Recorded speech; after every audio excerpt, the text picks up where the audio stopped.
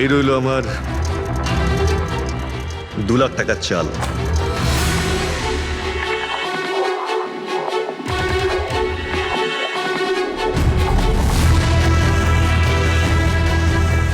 আমার 3 লাখ টাকার চাল।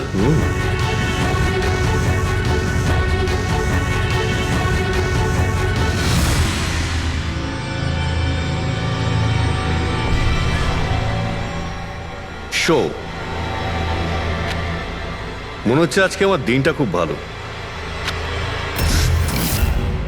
আমাকে হারানো আজ তোমাদের পক্ষে সম্ভবই নয়। সম্ভব না, তাই না? হ্যাঁ, দাঁড়া দেখাচ্ছি।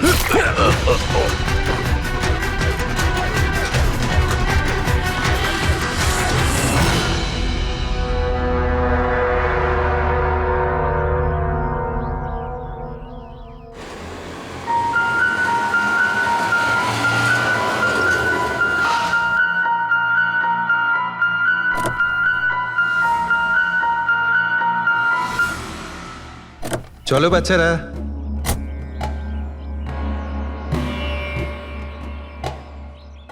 ভীষণ ক্লান্ত লাগছে, এত লম্বা ড্রাইভ। হেমন্ত, তুমি তো জানো আমরা ভ্যাকেশনে এসেছি, তাহলে কিছুদিন তুমি বিশ্রাম করে নিও। ওকে বাবা, ঠিক আছে, দরজা তো খোলো, আমি লাগেজগুলো নিয়ে আসছি। হ্যাঁ। এসো।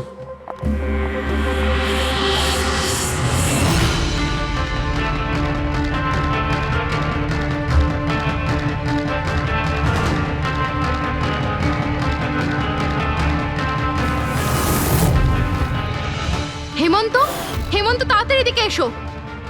এই এই দরজাটা। তুমি ওদের গাড়িতে বসাও, আমি দেখছি। হেমন্ত, সাবধানে প্লিজ। চলো চলো চলো।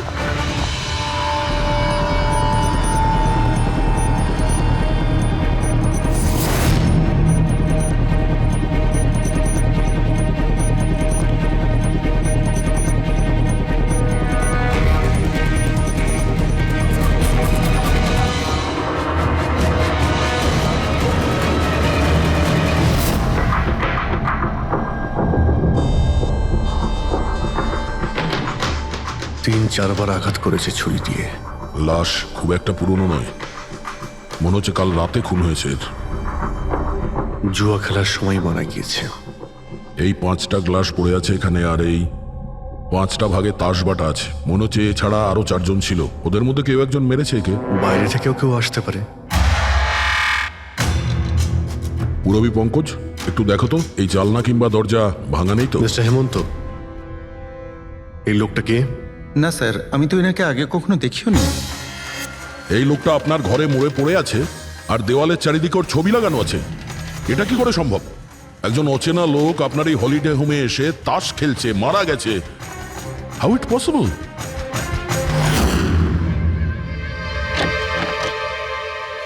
আচ্ছা, এখানে কোনো গার্ড নেই? ছিল স্যার, বহু বছর একজন গার্ড ছিল, কিন্তু ওই মাস চারেক আগে তার মৃত্যু হয়, ব্যাস তারপর থেকে আর কেউ নেই। আমি ভেবেছিলাম যে এবার একজন নতুন গার্ড রাখবো। আমায় বিশ্বাস করুন, আমি একদম সত্যি বলছি। আমি এই ভদ্রলোককে চিনিও না। উনি এখানে কি করছিলেন, ওনার ছবি এখানে কেন টাঙানো, আমি কিচ্ছু বুঝতে পারছি না।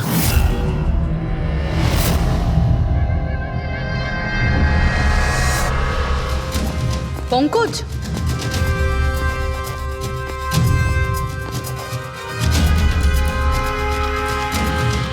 স্যার স্যার, জোর করে তো কেউ ভেতরে ঢোকেনি। হ্যাঁ, পিছনের দরজার তালা নেই কোনো, আর তার ছিটকানিটা বাইরে থেকে খোলা যায়। ওখান থেকে এসছে ওরা। আর স্যার, এই লিভিং রুমের যে জানলাটা আছে, এর বাইরে একটা কাটার ঝোপ আছে। ঝোপের মধ্যে এইটা পেলাম স্যার, কাপড়ের টুকরো। মনে হচ্ছে কেউ এর উপরে নজর রাখছিল ওখান থেকে, আর তাড়াহুড়ো করে দৌড়তে গিয়ে তখন এই কাপড়ের টুকরোটা ওইখানে আটকে যায়। মৃত ব্যক্তি ছাড়া এখানে আরো 4 জন ছিল, আর একজন লোক বাইরে, সব মিলিয়ে 5 জন। তাহলে এই ক্রাইমের অন্তত 5 জন সাক্ষী আছে। যদি ওই 5 জনের মধ্যে একজনকেও ধরতে পারা যায়, তাহলে জানা যাবে কাল রাতে এখানে কি হয়েছিল। 3 জন লোক আছে যারা এই খুনটা সম্বন্ধে জানে, এবং তারা যে খুন হয়েছে তার ছবি দেখে চিনতে পেরেছেন। কখন আসছে ওরা? একটা সময়। 5 জনের মধ্যে 3 জন প্রথমবারই পাওয়া গেল, নট ব্যাড। আর স্যার ওনারা নিউজ দেখে নিজেরাই আমাদের সঙ্গে দেখা করতে এসেছিলেন। অসাধারণ ব্যাপার। সমাজে যদি বাজে লোক থাকে, ভালো লোকও অনেক আছে স্যার। কিন্তু ওরা কাল রাতে রিপোর্ট লেখালো না কেন?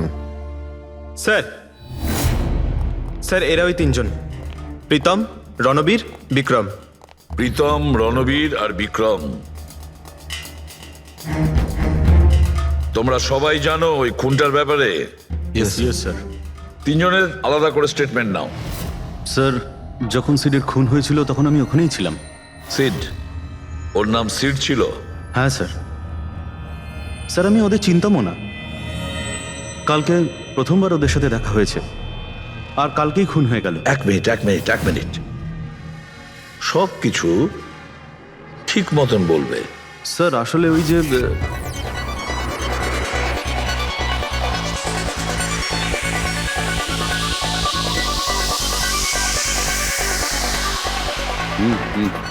Sure sir. কি হয়েছে স্যার? আপনি বোর হচ্ছেন? ক্লাবে ভাল লাগছে না আপনার? ক্লাব? তুমি এটাকে ক্লাব বলছো? মনে হচ্ছে ক্লাব তুমি দেখোইনি। স্যার, আপনি এখানে নতুন এসেছেন, এই শহরে প্রথমবার এসেছেন? হ্যাঁ, নিউ ইয়র্কে থাকি।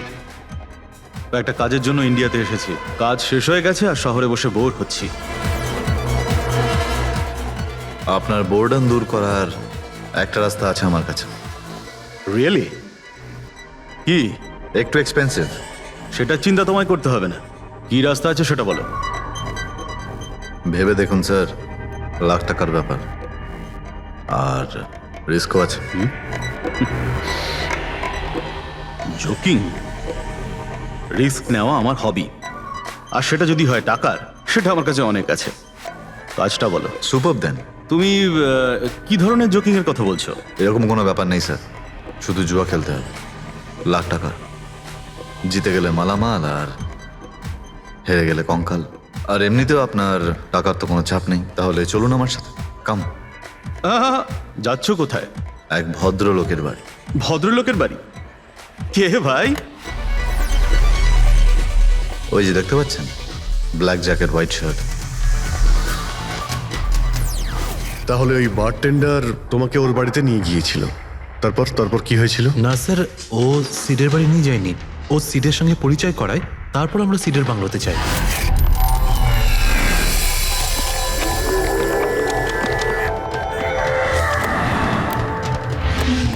আর যখন আমরা ওখানে পৌঁছলাম তখন আগে থেকেই দুজন ওখানে ছিল।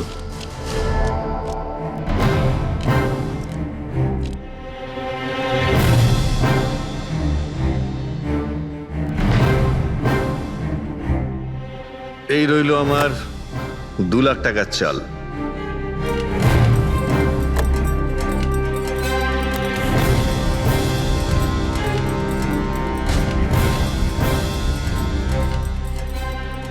শো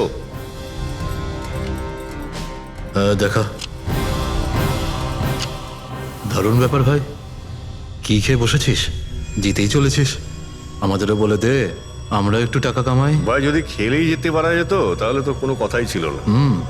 এগুলো সব কপালের ব্যাপার, আর আজ আমার কপাল ভীষণ ভালো। সেটাই মনে হচ্ছে। তাহলে আরেকটা ডিল হয়ে যাক। যাক। এটা কি করে হতে পারে? বললাম না আমার কপাল খুব ভালো। তোর লাক আজকে ভালো না অন্য কিছু? মানে এটাই যে তুই তাসের মধ্যে সেটিং করে রেখেছিস। এ নিশ্চয়ই তাসের মধ্যে কিছু গোলমাল করে রেখেছে। ভাই, এর বাড়ি হয়তো কোনো ক্যামেরাও লাগিয়ে রেখেছে, নাকি তাসে গন্ডগোল করে রেখেছে। ভেবে দেখার ব্যাপার। তোর মনে হচ্ছে আমি চিটিং করছি? অফকোর্স। নাহলে আমাদের মধ্যে কারোর হাতে ভালো তাস এলো না কেন? ওর এলো না, আমার এলো না কেন? তুই চিটিং করছিস, চিটার।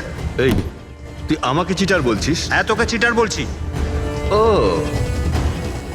হার মেনে নিতে পারছিস না তুই, তাই তো? খোকা, এটা বড়দের গেম, বাচ্চাদের নয়। যদি এখানে জিততে হয় না, তবে কার্ডে জিততে হয়। তাহলে বেরিয়ে যায় এখান থেকে। মুখ সামলে কথা আরে, বল। কি করছিস? তুই মুখ সামলে কথা বল, এটা আমার বাড়ি, বুঝলি? বেরিয়ে যায় এখান থেকে। কি করছিস কি ভাই? আরে ওকে তাড়া কেউ এখান থেকে। তার মানে হরিশ ওখান থেকে চুপ করে বেরিয়ে গেল। হ্যাঁ স্যার, প্রথমে আমারও মনে হচ্ছিল যে ও চলে গেছে, কিন্তু কিচেনে গেছিল। কিচেনে? হ্যাঁ স্যার, কিচেনে যখন ও কিচেন থেকে বেরোলো তখন ওর হাতে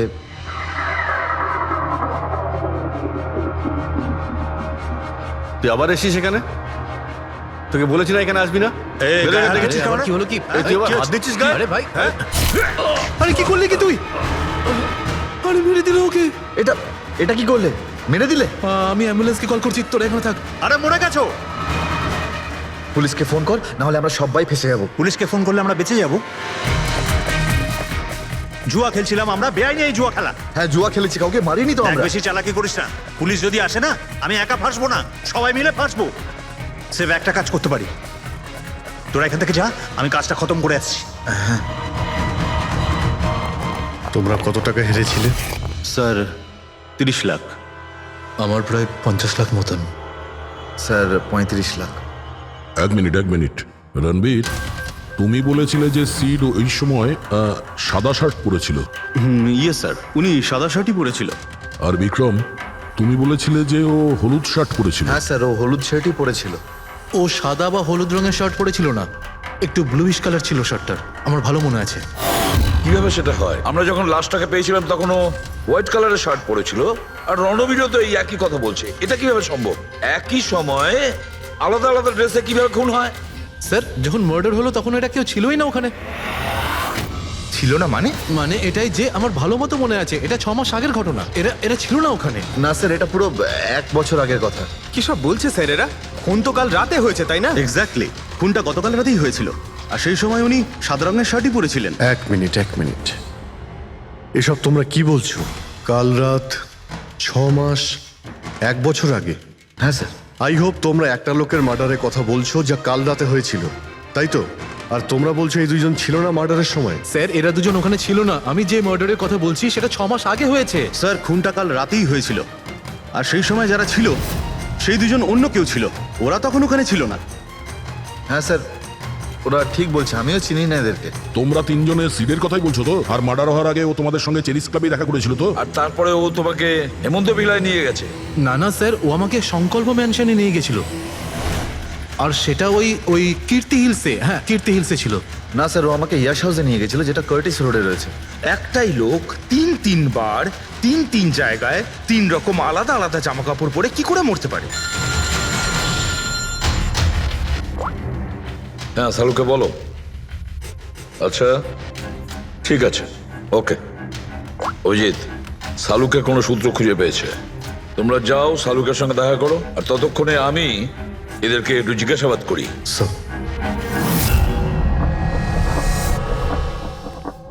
হ্যাঁ, এসো এসো ভাই, এসো, দেখো আমি কি পেয়েছি। আরেকটা কথা বলতে হবে, এই কেসটা বড় অদ্ভুত।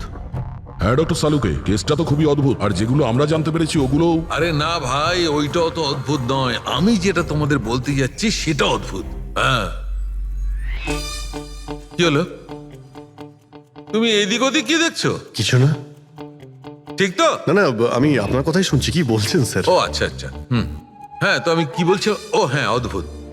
দেখো, আমি এর রক্তের সঙ্গে সঙ্গে রক্তের মতো আর একটা জিনিস পেয়েছি। রক্তের মতো? স্যার আপনার সন্দেহ একদম ঠিক ছিল, এটা ডাই ছিল। আরে সারিকা, তুমি এসে গেছো? মানে আমি বলতে চাইছি, কি বলছো তুমি? লাল ডাই? কি করে? আরে বাহ, কনসেন্ট্রেশন ফিরে পেয়েছো তুমি? আরে আমার কনসেন্ট্রেশন কোথায় গিয়েছিল? তোমরা সব সময় না আমার পিছনেই পড়ে থাকো। ও আচ্ছা আচ্ছা। আমি সিডের বডি থেকে এই প্লাস্টিক ব্যাগটা পেয়েছি। এই ব্যাগ ওর শার্টের ঠিক নিচে ওর বডির সাথে টেপ দিয়ে আটকানো ছিল। আর এই ব্যাগটাতেই একদম রক্তের মতো ডাই রাখা হয়েছিল। এটা তো ঠিক ওই রকমই যেটা ফিল্মের শুটিংয়ে ইউজ করা হয়। বা হয়তো নাটকে। নাটক? হ্যাঁ, নাটকে। যতদূর আমরা জানতে পেরেছি তাতে এটা পরিষ্কার যে সিড একজন ঠক ছিল। সিডা তার সঙ্গীরা মিলে জুয়া আর মার্ডারের নাটক করে লোকেদের ঠকাতো। তার মানে এসবের মধ্যে ওই বারটেন্ডারও যুক্ত ছিল। ও জেনে বুঝে বড় লোকদের ফাঁসিয়ে এখানে এই কার্ড পার্টিতে পাঠাতো, আর তারপরে এই মার্ডারের নাটক। তো এই জন্য রণবীর, বিক্রম আর প্রীতম আলাদা আলাদা জায়গায় আলাদা আলাদা সময় এর মার্ডার দেখেছে। আর ওরা এসব অনেক আগে থেকেই করছে, কিন্তু কাল রাত ওদের নাটক বাস্তবে পরিণত হয়। প্রতিবারই একটা নতুন বাংলো, নতুন লোক ঠকানোর জন্য। আর বাকি সব সেম, একই খেলা, একই ঝগড়া, আর সেই একই সিটের মার্ডারের নাটক। লোকেদের কাছ থেকে টাকা নিয়ে পুলিশ কেসে নামে লোকেদের ভয় দেখিয়ে বের করে দেওয়া, সব কিছু সেম টু সেম। প্ল্যান তো খুব ভালো ছিল, কিন্তু কালকে হঠাৎ মার্ডার কি করে হয়ে গেল? কারণ কালকে রাতে একটা গন্ডগোল হয়েছে। মানে 1 মিনিট।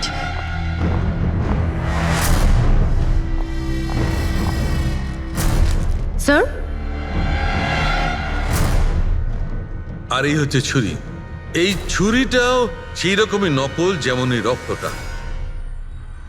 যদি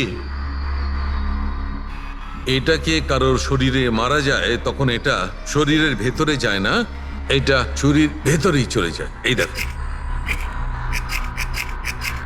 কিন্তু ডক্টর, এটা যদি নকল চাকু হয় তাহলে এই নকল চাকু দিয়ে সিড মারা গেল কি করে? কালকে রাতে একটা ভুল হয়েছিল। এখানে একটা পেঁচ আছে, এই দেখো। যদি এই পেঁচটাকে ঘুরিয়ে দেওয়া যায় তখন এই ফলাটা আটকে যায়, ভেতরে ঢুকতে পারে না। তারপর এই ছুরিটা দিয়ে কেউ যদি আঘাত করে শরীরের ভেতরে ঢুকে যায়। কেউ ইচ্ছে করে এই ছুরিটাকে এরকম বানিয়েছে যাতে সিড মরে যায়। এরকম তো সেই লোকটাই করতে পারে যে এই খেলার ব্যাপারে সব কিছু জানতো। এটা বোধহয় সে যে লিভিং রুমের ব্যালকনিতে ছিল, যার কাপড়ের টুকরো আমরা পেয়েছিলাম।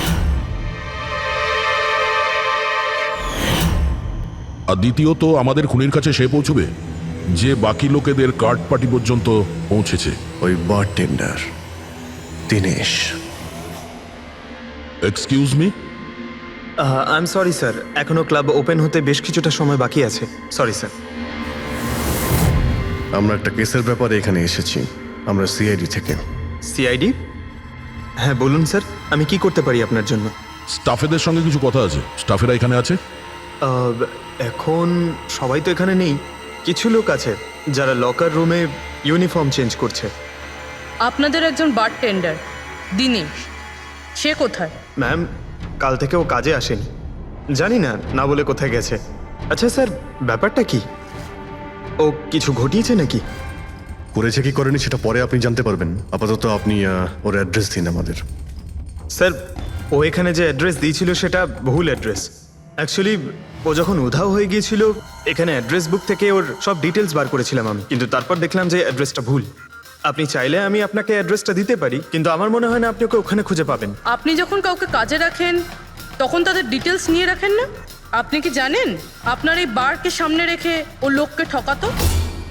হোয়াট? আর আমরা এখন ওকে একটা খুনের ব্যাপারে খুঁজছি। Murder? I am sorry ma'am, আমি সত্যি জানতাম না। সেই জন্যই আগে থেকে ভালো করে খোঁজ নিতে হয়। রুলসগুলো আপনার ভালো করে ফলো করা উচিত ছিল। আগে থেকে এগুলো করলে আজকে এরকম প্রবলেম হতো না। I am sorry sir. আচ্ছা, এই দিনের সম্পর্কে আর কি বলতে পারো? কিছু জানো ওর সম্পর্কে? না স্যার, তেমন বিশেষ কিছু নয়, কারণ ও খুব কম কথা বলতো, বেশিরভাগ চুপ করেই থাকতো। সেই জন্য ওর বন্ধু কম ছিল, শুধু এক মেয়ে ছাড়া, মানসী। ও এখানে ওয়েট্রেসের কাজ করে। ওদের মধ্যে ভালো ভাব ছিল, যদিও ওরা দুজনে কোনোদিন এটা প্রকাশ করেনি, কিন্তু আমার মনে হয় যে ওদের মধ্যে প্রেমের সম্পর্ক ছিল। তো আপনি মানসীকে জিজ্ঞেস করেননি কি ছিল ওদের মধ্যে? জিজ্ঞেস করেছিলাম ওকে, কিন্তু ও নিজেও জানে না। কোনো ব্যাপার না, মানুষকে একবার ডাকুন তো। ঠিক আছে স্যার। স্যার, মানসী। মানসী, দিনেশ তোমার বন্ধু ছিল? ছিল মানে? ও ঠিক আছে তো? দেখো, একটা খুন হয়েছে, আমরা সন্দেহ করছি দিনেশ ওটাতে ইনভলভ আছে। আমরা ওকে খুঁজছি। তুমি জানো কোথায় আছে ও? আমি নিজেই অনেক টেনশনে আছি, ওর ফোনও লাগছে না। আর ও এখানে যে অ্যাড্রেসটা দিয়েছিল সেটাও নকল। আর আপনারা বলছেন যে ও কোনো মার্ডারের সাথে যুক্ত? আচ্ছা, আপনি তো ওকে খুব ভালো করেই জানতেন না? হ্যাঁ স্যার, আমরা একে অপরকে ভালোবাসতাম আর আমরা বিয়েও করতে চলেছিলাম। সেই জন্য ও কিছু টাকা জোগাড় করতে চাইছিল। আচ্ছা, ও এই টাকাটা ক্লাবের চাকরি থেকে জমাচ্ছিল নাকি অন্য কোনো সাইড বিজনেস ছিল ওর? চাকরি ছাড়া ও শেয়ার বিজনেসে ওর টাকা লাগিয়েছিল। আর আমাকে বলতো যে ও অনেক টাকা রোজগার করছে, আমাকে দামি দামি গিফট দিত আর দামি দামি রেস্টুরেন্টও নিয়ে যেত। তো ও তোমায় ওর ঠকানোর বিজনেসের ব্যাপারে কিছুই বলেনি? ওর কোনো ছবি আছে তোমার কাছে? হ্যাঁ আছে।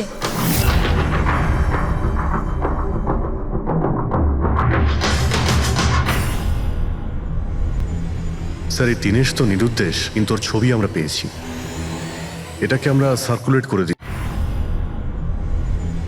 স্যার এই দিনেশ তো নিরুদ্দেশ, কিন্তু ওর ছবি আমরা পেয়েছি। এটাকে আমরা সার্কুলেট করে দিচ্ছি। হ্যাঁ হ্যাঁ, করাও অভিজিৎ, করাও। 3 জনের স্কেচ তো করা হচ্ছে। একটা কথা তো পরিষ্কার যে 4 জন সবাই একসঙ্গে কোনো গর্তে লুকিয়ে বসে আছে। হ্যাঁ স্যার। স্যার এরা ঠক কিন্তু খুনি নয়। ভুল করে এদের হাতে খুন হয়ে গেছে। 100% এরা ভয় পেয়েই কোথাও লুকিয়ে রয়েছে। ব্যাস, এই ভয়টাকেই আমাদের কাজে লাগাতে হবে। এমন ভাবে ভয় দেখাতে হবে যে ওরা নিশ্চয়ই কোনো ভুল করে থাকবে, আর আমরা খপ করে ধরে ফেলবো। স্যার স্যার, হ্যাঁ, স্কেচ তৈরি। ওকে স্যার, হ্যাঁ, এই 3 জনই জুয়ারি, আর যে ছুরি মেরেছে সে হলো হরিশ। একটা কাজ করো, এই 3টে স্কেচই আর ওই বারটেন্ডারের ছবি প্রতিটা police station, railway station, bus stand, লজে সব জায়গায় পাঠিয়ে দাও, আর সমস্ত নিউজ চ্যানেলেও পাঠিয়ে দাও। আর ওদেরকে জানিয়ে দাও যে 24 ঘন্টা যেন এদের ছবি দেখানো হয়। প্রত্যেকটা বাড়িতে এদের ফটো দেখাতে হবে। তারপরে দেখবো কতদিন লুকিয়ে থাকে আমাদের হাত থেকে। এই 4টে ফটো খুব ভালো করে দেখুন। এই 4 জন এই হত্যাকাণ্ডে জড়িত। এদের ব্যাপারে কোনো রকম সূত্র বা কোনো রকম খবর পেলে সিআইডি কে এই নাম্বারে খুব তাড়াতাড়ি যোগাযোগ করবেন। এরা খুবই ভয়ানক। এরা সবাই ইন্ডাস্ট্রিয়ালিস্ট হেমন্ত কুমারের ফার্ম হাউসে নিজেরই এক বন্ধুকে খুন করে পালিয়ে গেছে। পুলিশরা অনেকক্ষণ ইনভেস্টিগেশন করার পরেও সেখান থেকে কোনো কিছুই খুঁজে পাওয়া যায়নি। সিআইডি এদের সবাইকে খুঁজছে। এই হলো এদের ফটো।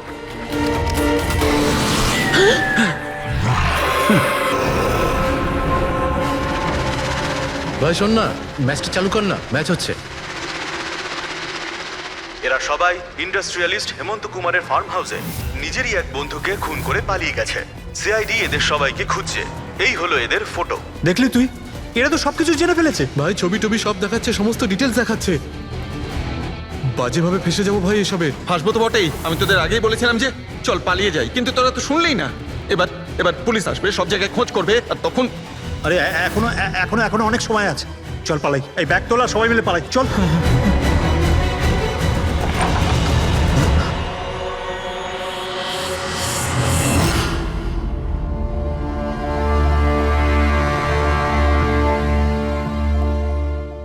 স্যার, সিট তো আমার খুব ভালো বন্ধু ছিল, আমার পার্টনার ছিল, সব কিছু ঠিকঠাক চলছিল। এতদিন ধরে কোনো গোলমাল হয়নি। ওই রাতে কি যে হলো, আমি তো অন্যান্য বারের মতোই নকল ছুরিই মেরেছিলাম, কিন্তু মানে মানে জানি না কিভাবে কিভাবে মরলো, আমি জানি না। এও জানে না। ওসব নাটক বন্ধ করো আর সত্যি করে বলো। বলো। স্যার, আমরা ধনী আর এনআরআই লোকদের বোকা বানিয়ে ঠকাতাম, আর দিনেশ ওই জেডিস ক্লাব থেকে এই ধরনের বোকাদের সিডের কাছে আনতো। তারপর আমরা সেই বড় লোক এনআরআই লোকগুলোকে কোনো খালি নির্জন বাংলোয় নিয়ে যেতাম, যেটা আমরা প্রথম থেকেই সিডের বাংলোর মতো সাজিয়ে রাখতাম। হ্যাঁ স্যার, আমার একটা বিজনেসও আছে স্যার, রিয়েল এস্টেটের বিজনেস। তাই স্যার এই কাজের জন্য এরকমই খালি শুনশান বাংলোর খোঁজ করতাম আমি স্যার, আর তারপর অ্যাভেলেবেল করাতাম এই কাজের জন্য স্যার। স্যার প্রথমে আমরা মুরগিকে জিততে দিই, আর তারপর যখন সে ভরসা পেয়ে যায় তখন সিট জেতা শুরু করে দেয়। এই সব কিছু প্ল্যান থাকতো স্যার, সিট জিততেই থাকতো, আর আমি আর ওরা আমার মধ্যে ঝগড়া শুরু হতো, আর আমি রেগে গিয়ে ওকে খুন করে দিতাম, মানে মিথ্যে করেই। এসব দেখে ধনী এনআরআই লোক ঘাবড়ে যেত আর ওদের টাকা পয়সা ফেলে পালিয়ে যেত। ওঠে পর নাটক শেষ, চলে গেছে ও।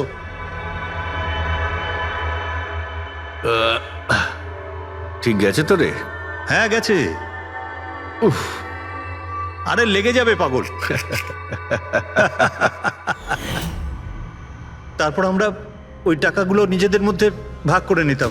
ওই রাতেও সব এরকমই হয়েছিল। আমি ওকে ছুরি মেরেছিলাম, আর তারপর পুলিশকে ফোন করা যাক আর সবকিছু ডিটেলে বলে আমি দেওয়া যাক। পুলিশের চক্করে পড়তে চাই না।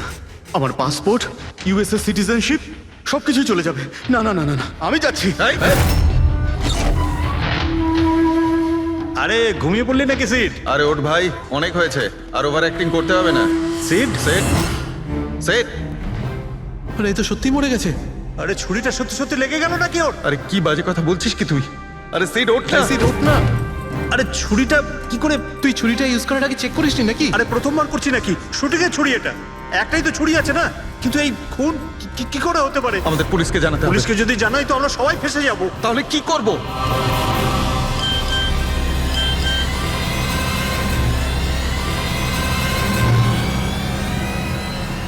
তোর খেলাটা ভেস্তে গেছে ভাই। কি? এই এই এটা দেখ, এই দেখ ফটো আছে। আরে আমি এই ফটোগুলো এখনই পাঠাচ্ছি পুলিশের কাছে অ্যাড্রেস সহ, ওরা এক্ষুনি ওখানে এসে পড়বে। তোর খুব শখ হয়েছিল না খেলার, এবার দেখি পুলিশের সাথে কেমন লুকোচুরি খেলিস। তুমি বলছো যে তোমরা ওখানে টাকা ফেলে পালিয়ে গিয়েছিলে? হ্যাঁ স্যার, পুরো 90 লাখ টাকা ছিল স্যার। আমরা সব ফেলে পালিয়েছিলাম। কিন্তু আমরা তো ওখানে কোনো টাকা পাইনি। আমি কিছু জানি না ম্যাম, ওই টাকাটা কোথায় গেছে, ওই নকল ছুরিটাই বা আসল কি করে হয়ে গেল, সিডের খুন কি করে হয়ে গেল, আমি কিচ্ছু জানি না ম্যাম। কেউ তোমাদের জালে তোমাদেরই ফাঁসি দিয়েছে, বুঝেছো? দেখো, এমন কেউ আছে যে তোমাদের এই খেলার ব্যাপারে সবকিছুই জানতো। ওই ছুরিটা নিয়ে কোনো গন্ডগোল করেছিল আর তাতেই সিট মারা যায়। আর ওই দিনেশ, ও কোথায়? সিড মারা যাওয়ার পর আমি দিনেশকে ফোন করেছিলাম, আমার কথা শুনে ও খুব ঘাবড়ে গেছিল, বলল কি যে ওই শহর ছেড়ে চলে যাবে। দিনেশ তো তখন থেকেই উধাও। তাহলে কি পুরো প্ল্যানটা আবার দিনেশ করেনি তো? ওখানে রণবীরকে পাঠায় আর হরিশের ছুরিটাই চেঞ্জ করে দেয়, আর তারপরে দিনেশ ব্যালকনিতে লুকিয়ে পড়ে। আর ওখান থেকে দিনেশ ফটো তুলেছে স্যার, আর হরিশকে পাঠিয়েছে, আর তারপর বলেছে যে পুলিশ আসছে, তাই এরা সব ভয় পালিয়ে গেছে। 90 লক্ষ টাকা ছেড়ে পালিয়ে গেছে। তার মানে দিনেশ আমাদের সাথে বেইমানি করেছে। বাহ, সবাইকে ঠকায় যে লোক, যখন তাদের সাথে এরকম হলো খারাপ লাগছে।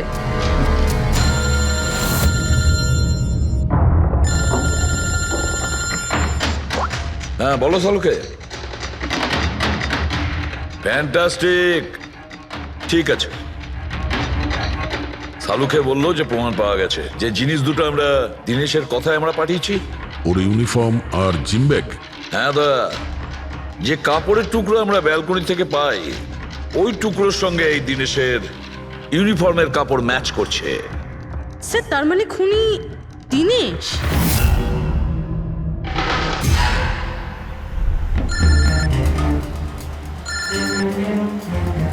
ACP sir, hello. কি জিটি রোড? ঠিক আছে স্যার, ওকে ওকে। জিটি রোডে যেতে হবে। দিনেশকে জিটি রোডের বাজারে দেখা গেছে।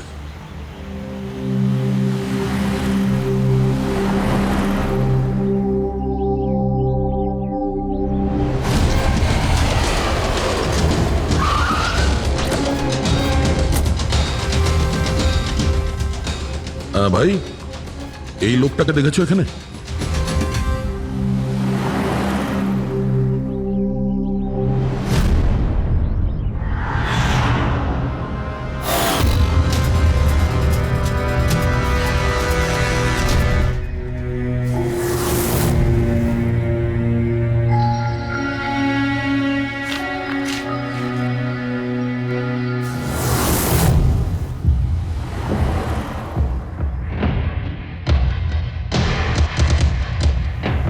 আচ্ছা এই যে দাদা, একে দেখেছেন? হ্যাঁ দেখেছি তো। কোথায়? ওই তো ওখানে দাঁড়িয়ে রয়েছে। আগে? হ্যাঁ আগে। থ্যাঙ্কস থ্যাঙ্কস, চলো। মা, বাবা, আমায় ক্ষমা করে দিও। আমি তোমাকে অনেক কষ্ট দিয়েছি, তোমাদের মান সম্মান ডুবিয়ে দিয়েছি। কিন্তু একটা সত্যি কথা, আমি খুনি নই, আমি কাউকে খুন করিনি। আমি শুধু একটু টাকা ইনকাম করতে চেয়েছিলাম, কিন্তু আমি জানতাম আজ নয়তো কাল পুলিশ আমাকে ধরেই নেবে। এটা হওয়ারই ছিল।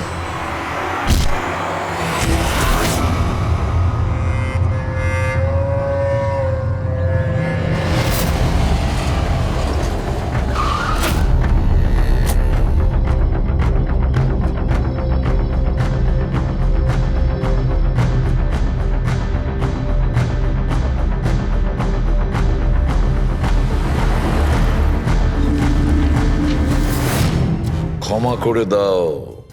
এই বদনাম নিয়ে বেঁচে থাকার থেকে মরে যাওয়া ভালো। স্যার আমরা সিসিটিভি ফুটেজ চেক করে দেখেছি, ওকে দেখে ওখানে ডিপ্রেসড মনে হচ্ছিল। স্যার মনে তো হচ্ছে না কেউ ওকে ফোর্স করেছিল, ও নিজের ইচ্ছেতেই মারা গিয়েছে। সুইসাইড নোট পড়ে তো মনে হচ্ছে স্যার ও এই কাজের ব্যাপারে খুব লজ্জিত ছিল। ও এ ব্যাপারে জড়িত তো ছিল, কিন্তু সিটকেও মারেনি। স্যার দিনেশ নয় তো আর কে হতে পারে? এদের এইসব খেলার ব্যাপারে আর তো কেউ জানতোই না। এরকম ব্যাপার নয় তো যে এরা যাদেরকে ঠকিয়েছিল ওদের মধ্যে কেউ এদের থেকে প্রতিশোধ নিচ্ছে? হতে পারে।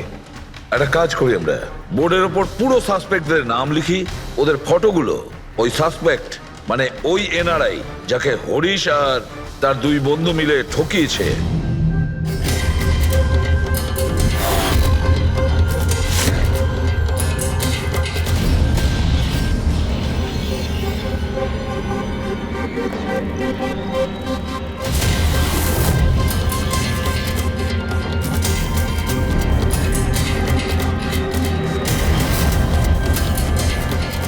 স্যার এই হলো সেই সমস্ত লোকগুলো যারা এই কেসের সঙ্গে জড়িত।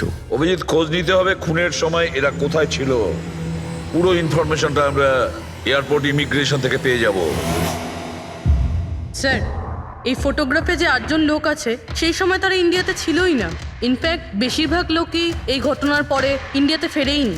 শুধু এই 4 জন ছাড়া এই 3 জন সাক্ষী, বিক্রম, রণবীর, প্রীতম আর মিস্টার রানা। স্যার এক্ষুনি আমি মিস্টার রানার বাড়িতে ফোন করেছিলাম, ওনার ওয়াইফ ধরেছিলেন। বললেন যে 3 বছর আগে উনি মারা গেছেন, আর 3 বছর আগে এরা ওনাকে ঠকিয়েছিল। উনি এই গিল্ট ফিলেই ভুগতেন যে ওনার সামনে কেউ খুন হয়ে গেছিল আর উনি কিচ্ছু করতে পারেননি, যার জন্য উনি নেশার কবলে পড়েন। আর তাহলে বাকি থাকলো 3 জন সাসপেক্ট, প্রীতম, রণবীর আর বিক্রম। প্রীতম আর বিক্রম এরা তো দেশের মধ্যেই ছিল, কিন্তু এই শহরে ছিল না। এবার এই রণবীরই শুধু বাকি থাকলো। রণবীর তো নিজেই ওখানে ছিল, ওই ফটোতেও ছবি আছে। হ্যাঁ স্যার, ও একই সাথে ব্যালকনি আর হল তাতে থাকতে পারে না, এটা অন্য কেউই হবে। তাহলে কে হতে পারে এই খুনি? পঙ্কজ, মিস্টার রানা 3 বছর আগে মারা গেছেন, ওনার পুরো ডিটেলসটা আমার চাই। Sir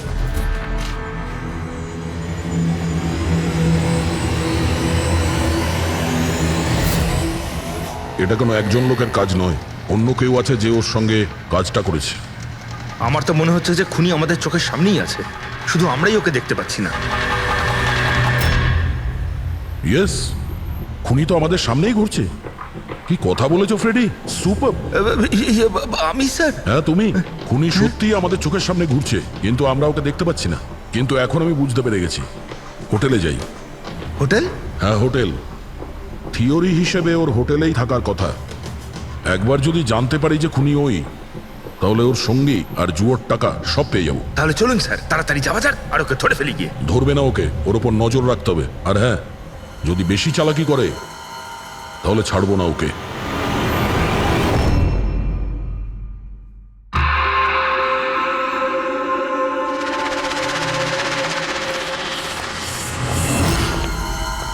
excuse me. হ্যাঁ স্যার। আমি আপনার ফোন থেকে একটা ফোন করতে চাই। করুন স্যার। ওয়েল, আমার একটু প্রাইভেট কথা ছিল আর কি। এছাড়া কি আপনার কাছে অন্য কোনো ফোন আছে?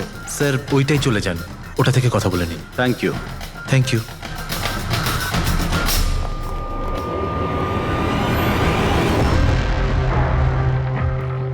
শোনো ভাই। হ্যাঁ স্যার। আমরা সিআইডি থেকে আসছি, আমরা এই লোকটাকে ফলো করছি। এই লোকটা যে কথা বলছে ওটা আমাদের শুনতে হবে যে কি কথা বলছে। স্যার ওই ফোনটা এই ফোনটার সাথে কানেক্টেড। আমার মনে হচ্ছে সিআইডি কিছুই জানতে পারেনি। প্ল্যানটা সাকসেসফুল। আমাদের প্ল্যানটা খারাপ করার শুধু একটাই লোক ছিল, আর সে ছিল দিনেশ। আরও সেটার উপযুক্ত শাস্তি পেয়ে গেছে। So there is nothing to worry about. You don't worry. আমি যদি কিছু জানতে পারি তোমাকে জানাবো। I love you two.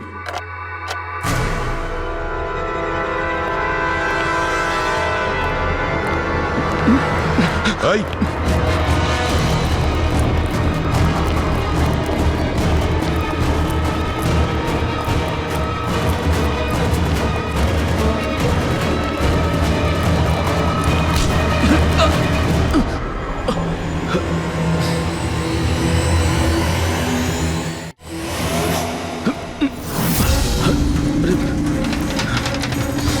আমি আপনাদেরকে কিচ্ছু বলতে পারবো না, আমি এই ব্যাপারে কিচ্ছু জানি না।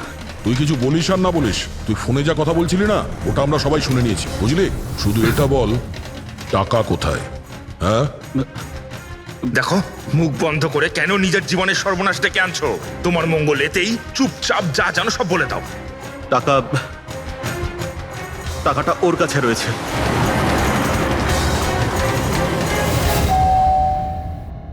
একটু দেখ তো মা, কে বেল বাজাচ্ছে? হ্যাঁ মা।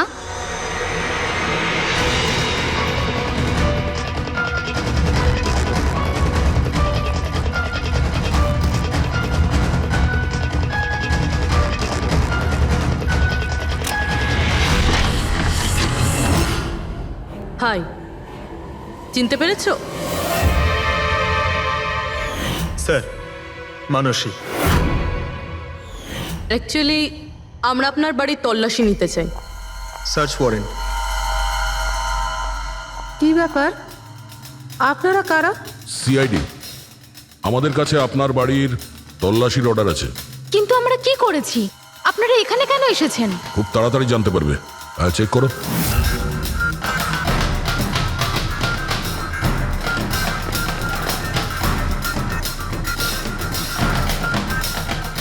দয়া স্যার।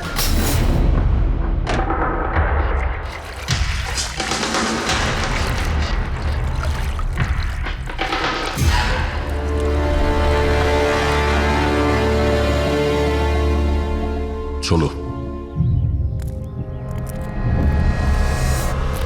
এই নোটগুলোতে রক্ত লেগে রয়েছে। ডিএনএ টেস্ট করলেই জানতে পেরে যাব যে এই রক্তটা সিডের, তাই না? এবার বলো, কিছু জিজ্ঞেস করবে? এখন এ জিজ্ঞাসা করবে না, আমরা জিজ্ঞাসা করব বিউরোতে। কিন্তু আপনারা আমাকে কেন সন্দেহ করলেন? শেষবার আমাদের মনে হয়েছিল যে দিনেশ খুনি, কিন্তু ও সুইসাইড করে প্রমাণ করে দিয়েছে যে ও খুনি নয়। মানুষ, এটা কি চেনো? এটা তোমার ইউনিফর্মের কাপড়ের টুকরো। এটার কারণে আমরা তোমাকে সন্দেহ করছি, বুঝেছো? আর তারপর আমরা এইটা খোঁজ লাগালাম যে তুমি এরকম কাজ করলে কেন। আপনি জানতেন যে আমি এসব কেন করেছি? মিস্টার রানা, আপনার বাবা ছিল, রাইট? হ্যাঁ, উনি আমার বাবা ছিলেন, আর ওনার প্রাণ সিড আর ওনার সঙ্গীতের জন্য গেছে। উনি ওই ঘটনাটা কিছুতেই ভুলতে পারেননি, আর উনি একজন ডায়াবেটিসের রোগী ছিলেন। তারপরে উনি প্রচুর ড্রিঙ্ক করতে শুরু করে দিয়েছিলেন। উনি কি জানতেন এগুলো যা হচ্ছে সেগুলো সবই নাটক? না, উনি কিছুই জানতেন না। যদি এটা জানতেন তাহলে নিজের প্রাণ নিতেন না। উনি তো এই সব কিছুকে সত্যি মনে করতেন। ইউএসএ তে ছিলাম আমি, যখন মা আমাকে কল করলো। বাবার অবস্থা খুব খারাপ ছিল। যখন আমি ইন্ডিয়া আসলাম তখন উনি আমাকে বললেন যে আমাকে ওনার কোনো অসম্পূর্ণ কাজ পূর্ণ করতে হবে আর ওনার অপরাধীদের শাস্তি দিতে হবে। তারপরে আমিও বাবাকে প্রমিস করেছিলাম যে আমি ওনার অসম্পূর্ণ কাজ শেষ করব। তারপরে উনি আমাদের সবাইকে ছেড়ে চলে গেলেন। তারপরে তুমি কি করলে? তারপরে আমি খোঁজ করা শুরু করি, কিন্তু ওই সময় এরকম কোনো কেস রেজিস্টারই হয়নি। কিন্তু পরে আমার মনে পড়েছিল, বাবা বলেছিল যে এই জেডিস ক্লাবে দিনেশ ওনাকে সিডের সাথে দেখা করিয়েছিল। তো এইভাবে তোমার সঙ্গে দিনেশের দেখা হয়? হ্যাঁ, তারপরে আমি ওখানে ওয়েটারে চাকরি করা শুরু করি। দিনেশকে নিজের বন্ধু বানাই আর ধীরে ধীরে ওর কাছে আসতে থাকি। তারপরে পুরো বিষয়টাই আমি বুঝতে পেরেছিলাম যে কিভাবে ওরা আমার বাবাকে বোকা বানিয়ে আমার বাবার থেকে টাকা নিয়েছিল। কিন্তু আইনের কাছে সাহায্য চাওয়ার বদলে তুমি আইন নিজেই হাতে নিয়ে নিলে। বেইমানির বদলে বেইমানি। দিনেশের সঙ্গে তুমি ভালোবাসার নাটক করেছিলে। হ্যাঁ, আমি নাটক করেছি। ওদেরকে উপযুক্ত শাস্তি দেওয়ার জন্য আমি এটা করেছিলাম। আর এতে তোমার সাহায্য করেছে তোমার প্রেমিক, তোমার আসল বয়ফ্রেন্ড।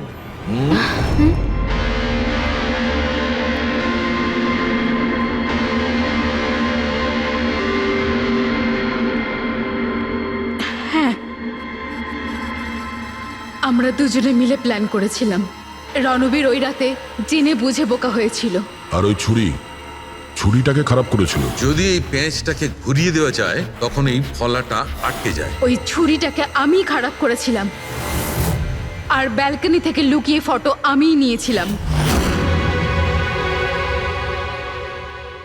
তারপরে আমি ওই ফটো হরিশকে পাঠিয়েছিলাম, আর ওদেরকে ওখান থেকে তাড়িয়ে দিলাম, আর আমি টাকাগুলো নিয়ে ওখান থেকে বেরিয়ে পড়লাম। আমি আমার বাবাকে দেওয়া প্রমিস পূরণ করেছি। ওই টাকাটা আমার বাবার ছিল, আমি ওনার প্রতি ন্যায় করেছি। ভুল। ওই ন্যায় বিচার করা তোমার কাজ নয়, সেটা করবে আদালত।